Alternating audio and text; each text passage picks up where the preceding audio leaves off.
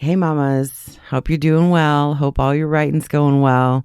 I just wanted to let you know that in this episode, we're going to be going through the 7 days to series. It's a little chaotic. It's a little quick. I recorded it at the end of 2020. But instead of going back through, I'm just going to put it out there. I just want to stress that if my method doesn't work for you, do not follow it. This is just a little guidepost to help you out in some goals and accountability. If you need to take longer, that's fine. If you need, if you're ready to start writing tomorrow, that's even better. Just do what you need to do to start writing as soon as possible. That is the goal. Take what you can from what I've got and leave the rest. It's your writing journey, so you're the captain of this ship. You get to decide what works best for you. So I hope this brings a little bit of value to you, and let's dive in.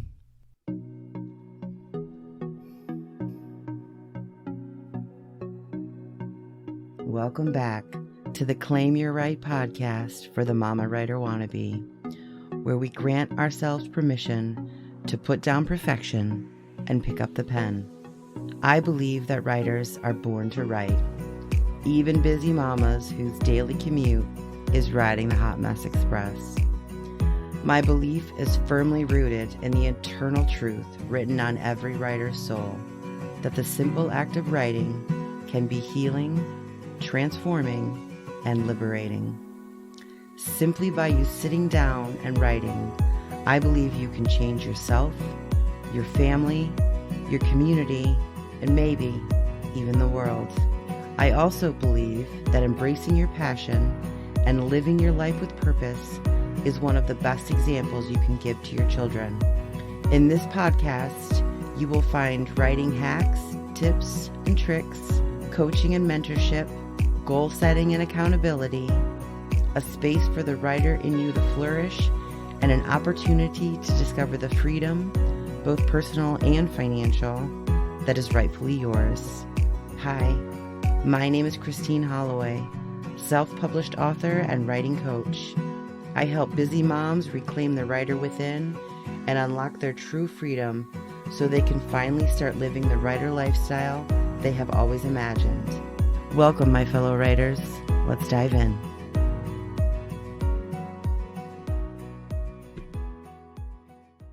If the Write Blueprint is the roadmap for your writing journey, the 7 days to series is the itinerary of that journey. Now, before we jump into it, I just want to mention again that if 7 days is too fast for you, then absolutely you can take a little bit more time. If 7 days is too short and you can do it in 2 days and start writing, that's just as acceptable. The 7 days is a feasible amount of time to outline your series and at least your first story using the Write Blueprint, with the acknowledgement that you will be adding to it as you write.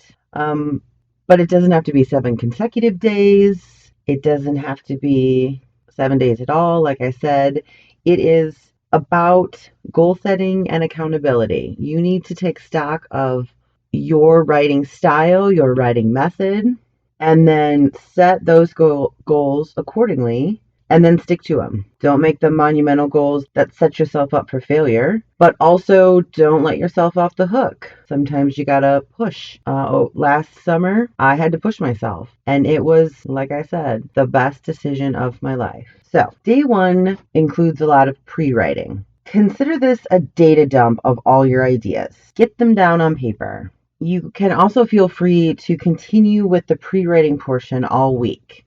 If you want to add to it, if you need to work on some ideas a little bit more. So some of the techniques for pre-writing, the first one is free writing. So that is where you just sit down and write everything that comes to your mind. Don't worry about structure and punctuation and spelling. Incidentally, I am the worst speller in the world. And I don't worry about spelling at all during my writing process. Because if I let myself, I will go back and get lost in all the little squiggly red lines underneath the words that I've already written, and then I won't write. Yes, but free writing is just don't worry about it, just write. Stream of conscience, just get it all out. I will tell you too, some writers I've heard will do like a set time for free writing as opposed to just sitting down and staring at a blank piece of paper or a blank page on your notebook or your laptop. Some writers will sit down for like a 20-minute time limit and then do 20 minutes of free writing and then stop. So that kind of helps your brain engage to get over that initial inertia hump. So then we also talked about brainstorming and visual mapping, and that's the more visual aspect where you can make the bubbles and you can connect all the bubbles. Some people use whiteboards, some people just use blank paper. There's probably some type of program online that you can find where you can even do this visually on the computer. Also, we talked a little bit about writing to market in the episodes about the Write Blueprint. So if you're going to do market research, now is probably the time to do it. Before you definitely don't want to do market research in the middle of your story, I would think, unless you're adding something in that can be integrated. You're not going to want to do market research in the middle of your story and then go back and want to rewrite everything. And again, I mentioned this before, but market research, sometimes if you fall into that trap, you're just chasing the curve. But that's of course up to you. My suggestion is just write what's on your heart. So this is what I wrote down in my little method.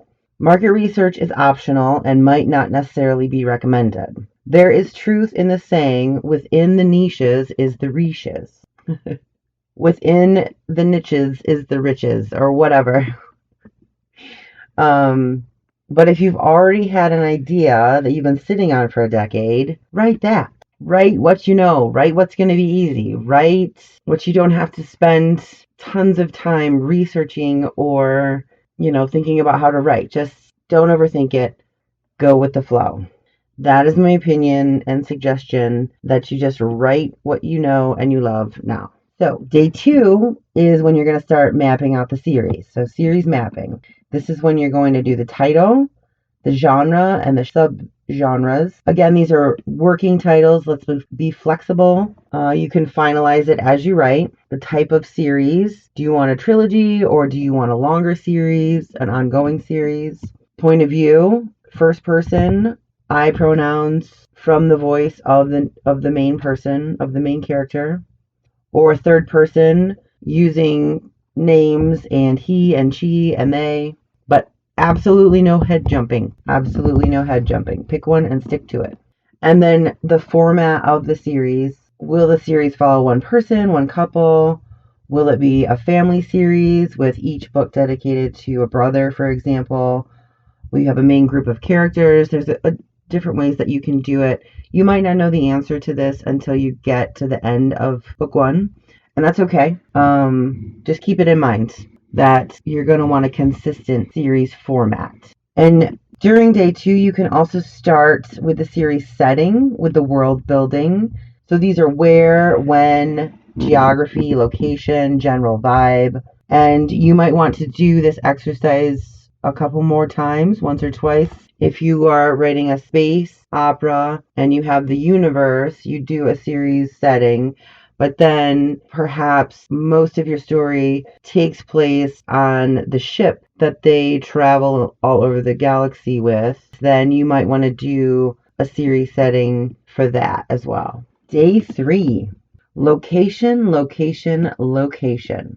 So specific locations inside of your world, including the main character's house or business, or it could be the main hangout for a group of characters. You're going to describe it, have a description, all the major characters, and the general vibe. And day 3, you're also going to work on characters.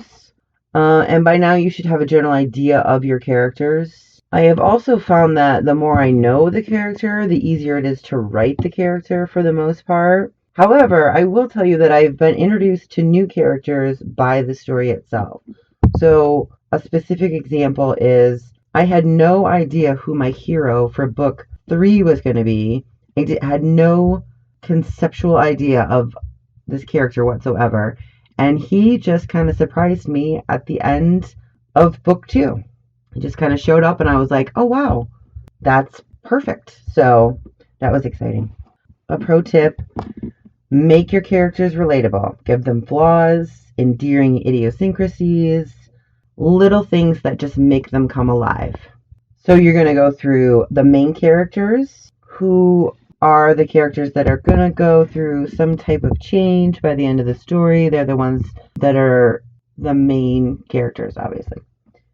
Secondary characters are like the supporting cast, and these could be a main character in a later book. Minor characters, example is the waitress at the diner the gang regularly visits, and extras are just characters you add to them as a story. Like in a movie, they're just the characters without a name, or a group of characters. Day 4. This is the series layout. It's the general idea of what your series is going to look like. Don't worry if you don't have books 2 or 3 completely fleshed out yet. This is especially true if you're doing a long series following one character, like Harry Potter. You might not have any idea what's going to happen. He's going to grow in book 1, and if you don't know how he's going to grow, then obviously you're not going to know where book 2 and 3, but you might have a couple ideas of where you think you want to take it. And so the main elements of the series layout is just characters, story, and then the tie-ins. The tie-ins and connections with other characters, other stories, other plot points are important, not only for reference, but they will help solidify it and focus it in your mind as well. And we're halfway there. Your series is mapped out. You know your world, and you want to capture your story and package it perfectly for your readers. Go ahead and pat yourself on the back. You can also go ahead and take the rest of the day off. When I flesh out new ideas, sometimes I have to let them marinate in my brain for a bit, and that is quite all right. Use the rest of the day to think about how you want to start off your series, or just turn your brain off and do something else entirely. Resting your imagination can be the ticket to letting the creativity flow. Day 5, you are going to start mapping out book 1. Mapping out the separate books in your series is much like mapping out your whole series, just on a much more focused and micro scale. By now, you should have a good grasp of your world and your series and where you want to take things from here. Again, if you are not sure of certain elements of your story and characters, do not worry. For me, much of the story comes as I write. So today you should start working on the foundational aspects of book 1. The book mapping, settings and locations, and characters. And tomorrow you will start working on the chapters. Day 6. Today you plot out your story, and we covered this a little bit in the manual. But 2 main things is the balance between plotter and pantser. Plot out the foundations, the framework for what you need, but don't get trapped in it. But make sure you do it, because it will save you time and aggravation in the long run. And remember, flexibility is key. This outline is not set in stone. If you need to change your ideas as you write, that is okay. If you need to change the orders of chapters, go right ahead. There is a feature on Scrivener that makes this insanely easy, FYI. If you need to change the order of the chapters, go right ahead. Each chapter is its own page just for that reason. Allow your story to surprise you sometimes. It is truly delightful. Day 7. You are almost there. You are at the point now where you have several options, considering what you and your story need. If you have the overwhelming urge to plot out your next 1 or 2 books, now is the time. There are 2 main reasons to do this now. One is to get the ideas safely onto paper and out of your head. You do not want them to distract you from book 1. Number 2 is to get a better sense of where book 1 is going to be headed, and if there is anything necessary to include in book 1 as a setup for the continuing series. Other than that, I would not spend too much time on this exercise. Your ideas for book 2 and 3 or more will come as you are writing book 1. Just make sure that you write them down as they come. Having a blueprint for the additional books already printed can be helpful. Your second option for today is if you need more time to work on book one, that is fine. But I would not spend more than a day or two on this. Plotters, I'm talking to you. Remember, the Write Blueprint is a tool, not a crutch. And number 3, if you feel like you have a solid foundation for your story and series, you may move forward onto the next page. I'm talking to you, Pantsers, but be honest with yourself. You did it! Congratulations! Feel free to do a happy dance and take a bow. Now comes the fun part. Now you get to write. Don't forget to subscribe and leave a review, please. Thanks. Hey Mama, one last thing before you go. If you enjoyed this show, please share this with someone you might know who is also struggling to reclaim the writer within and might find value in the content. Because I am hoping everyone makes the right resolution this new year, I am offering discounted coaching sessions for the entire month of January. So if you need some help mapping out your story or organizing your thoughts, I am available. Whether you need a gentle hand or a drill sergeant, I am here for it. Find out more at christineholloway.com, where you can also find more resources. The link is in the show notes. Thanks so much for your support, and happy writing.